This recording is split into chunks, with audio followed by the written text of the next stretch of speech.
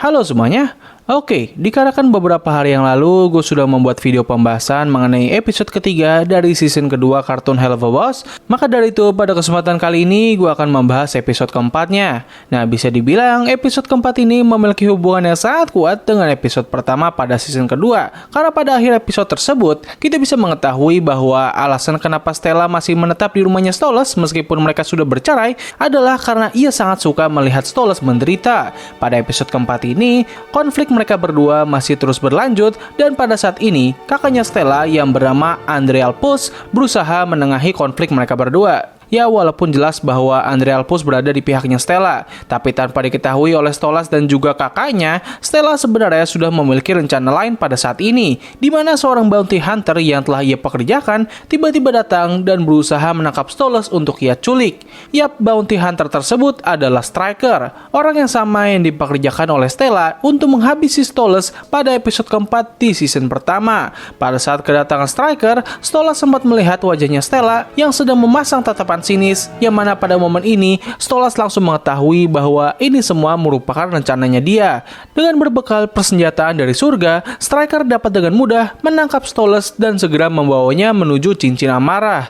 Di tengah perjalanan, Stolas sempat menghubungi Blitzo untuk memberitahu mengenai kabarnya. Tetapi pada saat ini, Blitzo sedang ada kesibukan di mana ia berencana untuk membawa Luna menuju rumah sakit yang ada di cincin kemalasan untuk dilakukan semacam prosedur penyuntikan. Gue pribadi suka banget sih bagaimana mereka menempatkan rumah sakit di cincin kemalasan, karena ini merupakan sebuah bentuk sindiran untuk pelayanan kesehatan di beberapa negara yang sistem pelayanan kesehatannya sendiri terbilang agak kurang aja gitu.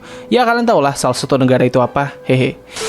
Nah, dikarenakan hal ini, Blitzo menyuruh Millie dan juga Maxi untuk menangani masalahnya Stolas. Ketika sudah sampai di cincin amarah, mereka berdua sempat berhenti di sebuah pom bensin di mana Millie berusaha mencari tahu mengenai keberadaan Striker. Di waktu yang bersamaan, Maxi dihampiri oleh beberapa pengendara motor liar yang ingin mencari masalah dengannya. Tapi kali ini, Maxi dapat dengan mudah menangani mereka semua tanpa bantuan dari Millie. Nah, momen ini secara tidak langsung menunjukkan bagaimana perubahan karakternya Maxi, yang dulunya selalu bergantung pada Millie apabila terkena suatu masalah, kini ia dapat menangani masalah tersebut secara mandiri. Sepertinya kejadian yang ada di episode ketiga kemarin memberikan dampak yang sangat signifikan kepada karakter Maxi. Nah, setelah mendapatkan informasi, keduanya pun melanjutkan perjalanan, sementara di tempat lain, Striker dan juga Stolas sedang melakukan perbincangan di tempat persembunyian Striker. Awalnya, perbincangan ini terlihat seperti tipikal kartun Helluva Boss pada biasanya, di mana Stolas terus sekali mengeluarkan kata-kata yang bertujuan untuk membuat Striker menjadi tertrigger. Tetapi, perbincangan mereka menjadi agak disturbing dengan Striker yang terus sekali menyiksa Stolas. Meskipun ya di sisi lain, Stolasnya masih terus mengejeknya dengan membawa candaan mengenai hubungan panas. Namun tetap aja sih, menurut gue momen ini agak kacau sih kalau misalnya dipikir-pikir. Belum lagi kalau misalnya kita mengingat bahwa orang yang ada di posisi bawah ini adalah Stolas, yang mana di sepanjang series kita nggak pernah melihat Stolas dalam posisi ini. Ia memang sering kali merasa down ketika memikirkan mengenai hubungan keluarganya dan juga Blitzo, namun melihat Stolas yang mengalami down karena kalah kuat dengan seorang iblis yang kelasnya bahkan berada jauh di bawahnya, ini memberikan sebuah aura yang agak mengganggu aja gitu buat gue pribadi. Situasi pun menjadi semakin gak mengenakan apabila kita memperhatikan momen di mana Stolas sedang dibawa kabur oleh Striker, di mana ia baru sadar bahwa dirinya sedang dalam bahaya. Momen ini menunjukkan bahwa Stolas memang merupakan individu yang sangat kuat dan dirinya tidak pernah merasakan adanya bahaya yang bisa mengancamnya. Satu-satunya hal yang selalu membuat Stolas menjadi sangat lemah adalah dari masalah kehidupan pribadinya.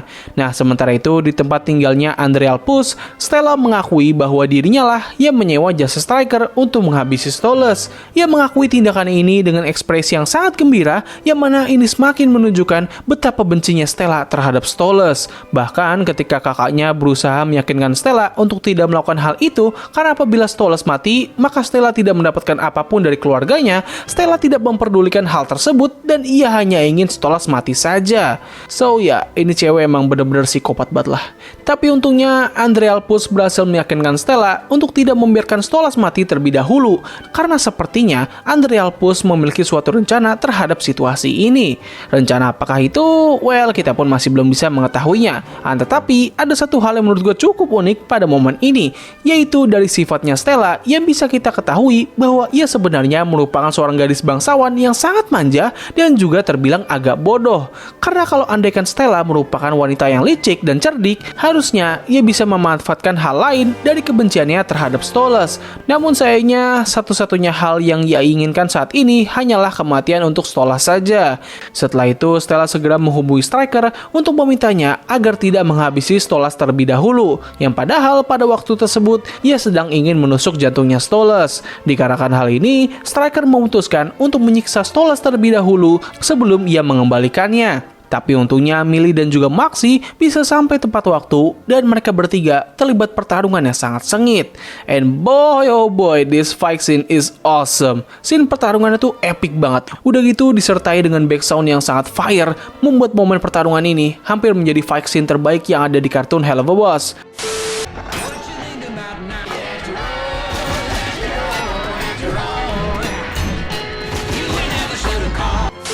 Namun sayangnya momen pertarungan ini harus dirusak dengan transisi dari scene yang ada di cerita sampingannya Blitzo. Tapi ya meskipun begitu, momen pertarungan ini tetap epic lah. Nah, walaupun Maxi sudah mendapatkan pengembangan karakter dan juga ada bantuan dari Millie, tetapi Striker ternyata jauh lebih unggul dari mereka berdua. Untungnya ketika Striker sedang ingin menghabisi Maxi, Maxi mengeluarkan guyonan yang ia pelajari dari Blitzo, dan hal ini pun membuat Striker kehilangan momentum yang mana ini membuatnya dikalahkan dengan sangat cepat. Meskipun begitu, Striker berhasil melarikan diri dan mereka berdua segera membawa Stolas menuju rumah sakit. Blitzo yang sudah berada di sana awalnya terlihat agak kesal atas semua kejadian di hari ini. Namun itu semua berubah ketika ia melihat dan mengetahui kondisi dari Stolas. Seketika Blitzo langsung shock pada saat mengetahui bahwa Stolas dapat terluka parah. Sementara itu di dalam ruang perawatan, Stolas yang sudah tersadar membuka kontak pesan di HP-nya di mana kita bisa melihat isi chatannya dengan Blitzo. Awalnya kita bakal diperlihatkan dengan isi percakapan yang terjadi setelah peristiwa The Aziz, di mana kita bisa melihat bagaimana respon dari Stolas yang tidak mempermasalahkan berbagai ejekan yang dilontarkan oleh Asmodeus dan juga Vizzaroli. Tapi tentu hal ini sangat berbeda dengan apa yang dirasakan oleh Blitzo. Stolas menganggap itu hanya merupakan lelucon saja, sementara Blitzo pastinya merasa sangat tertekan dengan semua kejadian tersebut. Maka dari itulah kita bisa melihat di kolom chat itu, Blitzo membalas semua pesan dari Stolas dengan sangat singkat. Episode ini pun ditutup dengan Blitzo yang mengirim pesan kepada Stolas untuk segera membaik. Momen ini semakin memperkuat bahwa Blitzo memang memiliki rasa peduli atau bahkan perasaan terhadap Stolas. So ya, jadi ya begitulah keseluruhan cerita pada episode keempat dari season kedua kartun Hell of a Boss. Harus gua katakan bahwa ini merupakan episode yang kurang begitu memuaskan pada season ini. Ada cukup banyak hal yang ada di episode ini yang sebenarnya bisa menjadi sangat bagus, tapi sayangnya mereka mengeksekusinya dengan kurang begitu baik. Tentu salah satu aspek yang menurut gua cukup mengganggu adalah dari plot sampingan pada episode ini. Menurut gua aspek ini benar-benar kurang begitu memberikan impact sama sekali. Malah rasanya ini seperti cuman membuang-buang waktu saja. Udah gitu plot sampingannya ini juga malah membuat salah satu momen terbaik yang ada di episode ini malah menjadi terganggu. Yes, momen yang gue maksud adalah momen pertarungan antara Millie dan Maxi melawan Striker. Tapi ya untungnya plot sampingan ini memberikan sedikit impact pada klimaks cerita di episode ini. Momen dimana Blitzo yang terkejut ketika mengetahui keadaan Stolas itu beneran bagus banget. Kalau andaikan tuh momen gak ada, wah udah dah plot sampingannya bakal hancur banget dah. Satu hal lagi yang menurut gue agak kurang pada episode ini adalah dari karakter Striker. Yes, Striker, karakter antagonis atau bahkan bisa dibilang sebagai villain utama pada serial ini. Alasan kenapa gue kurang begitu puas dengan kehadiran Striker adalah kita masih belum mendapatkan background atau masa lalu dari karakter ini. Kita semua pasti sangat menantikan momen tersebut karena kita pengen tahu gitu, apa sih motif yang mendasari ini orang? Kenapa nih orang memiliki rasa benci yang sangat tinggi terhadap para bangsawan? Ya meskipun kita sempat diberikan sedikit petunjuk mengenai motifnya ini, namun menurut gue itu kurang begitu menjelaskan motifnya. Jangan salah, Striker ini merupakan salah satu karakter favorit gue di serial ini. Gue yakin banyak dari kalian pun juga pasti memiliki pendapat yang sama. Striker merupakan salah satu orang yang dapat memberikan ancaman yang sangat serius kepada karakter-karakter utama kita. Gak hanya badass, nih orang juga termasuk cerdik dan juga kuat banget. Dia sendiri bahkan dapat menyaingi duo Millie dan Maxi. Yes, Millie dan Maxi. Kalian semua pasti tahulah betapa kuatnya nih couple ketika sedang bersatu. Bahkan di episode kemarin aja, ia bisa menghabisi pasukan mafia dengan sangat mudah. Dan untuk Maxi sendiri, ini adalah versi Max yang sudah mengalami perkembangan karakter yang mana seharusnya ia sudah lebih kuat dari versi lamanya. Tapi tetap saja, Striker dapat dengan mudah memojokkan mereka berdua. Kalau andaikan Striker nggak lengah, gue yakin Millie dan juga Moxie bisa saja habis di tangan Striker. Tapi untungnya, Striker berhasil lolos dan kita masih bisa melihat nih karakter di episode kedepannya. Semoga saja ia bisa diberikan background yang lebih layak agar karakternya bisa menjadi lebih bagus dan ia bisa memiliki peran yang lebih besar untuk jalan cerita atau lore dari kartun ini. Overall, this episode kind of disappointing, but at least it's still hell of a fun. But yeah, I hope next time they give us a better episode. Jadi ya, mungkin itu sih yang bisa gue bahas pada video kali ini. Kalau misalnya ada kesalahan ataupun kekurangan, kalian bisa koreksi gue di kolom komentar di bawah. Jadi terima kasih atas waktu yang telah kalian luangkan untuk menonton video gue. Gue undur diri, sampai ketemu lagi di video selanjutnya. Bye!